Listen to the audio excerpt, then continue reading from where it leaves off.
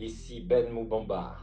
Nous sommes le 14 janvier 2025. L'État gabonais est sur le point de s'effondrer complètement. Nous avons besoin d'une révolution populaire pacifique pour chasser les militaires, puisque les militaires ont démontré qu'ils ne sont pas capables de maîtriser les instruments de la gouvernance de l'État. Notre pays est au sol. À notre signal, vous devrez faire comme en Roumanie en ce moment et non comme Georges Mpaga et tous les chanceux du CTRI qui ont grossi leur ventre depuis le coup d'État du 30 août 2023. Je vous raconterai dans une déclaration vidéo dans les prochaines heures comment l'État gabonais s'est effondré sur le plan économique et tous les secrets de ce processus. Mais pour l'instant, je vous le dis, peuple gabonais, il faut se battre, il faut choisir le combat contre les militaires. Non pas par les armes parce qu'ils sont plus forts, mais par une détermination et par une volonté populaire. Il faut, à notre signal, vous sortirez les drapeaux gabonais, comme les Roumains en ce moment.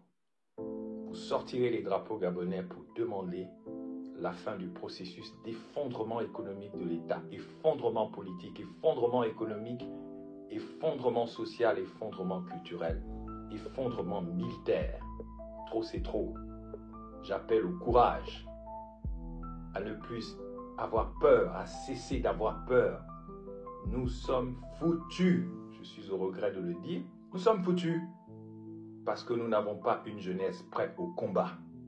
Ce combat doit se caractériser par une révolution populaire et pacifique. Même si Oligui Nguema s'inspire beaucoup du maréchal Déby, d'abord prendre le pouvoir grâce à la France et ensuite tromper la France et aller où il veut aller alors qu'il n'est pas capable de maîtriser les instruments de gouvernement de l'État, nous devons prendre nos responsabilités parce que nous devons soit nous rebeller parce que nous sommes à l'aube d'un nouveau réveil global au niveau mondial. Regardez ces images. Vous avez Barack Obama qui a profité du fait qu'il est noir pour se comporter comme un sataniste.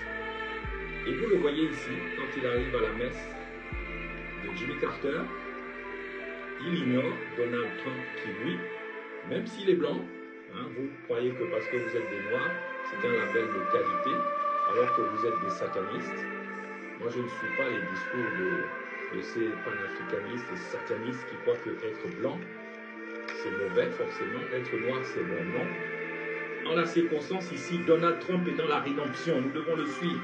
C'est lui, dans moins d'une semaine, c'est lui qui inaugure le réveil global, qui sauvera le Gabon.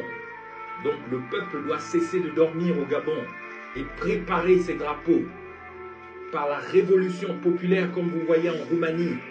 Georgescu a gagné les élections en Roumanie, mais malheureusement les satanistes du nouvel ordre mondial et de l'Europe satanisés qui veulent reconstruire l'Empire romain ont bloqué cette élection. Ils vont bloquer les élections partout parce qu'ils ne peuvent plus les manipuler comme avant.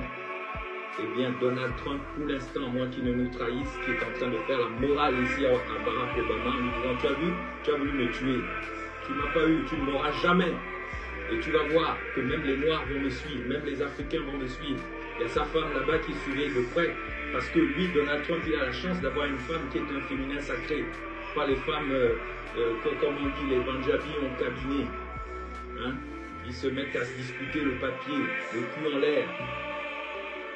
Il faut qu'on ait des vraies femmes qui nous soutiennent envers et contre tout. Nous devons nous lever pour la révolution. Regardez Bush, il a tué Saddam Hussein, il l'a pendu, il a détruit l'Irak pour rien. On pourrait le dire pareil de Barack Obama, il a tué Kadhafi. Regardez le mari de Kamala Harris. Moi, je n'ai pas suivi Kamala Harris sous prétexte qu'elle est noire. En vertu de quoi? tous pour la révolution, que les Gabonais se préparent à sortir les drapeaux.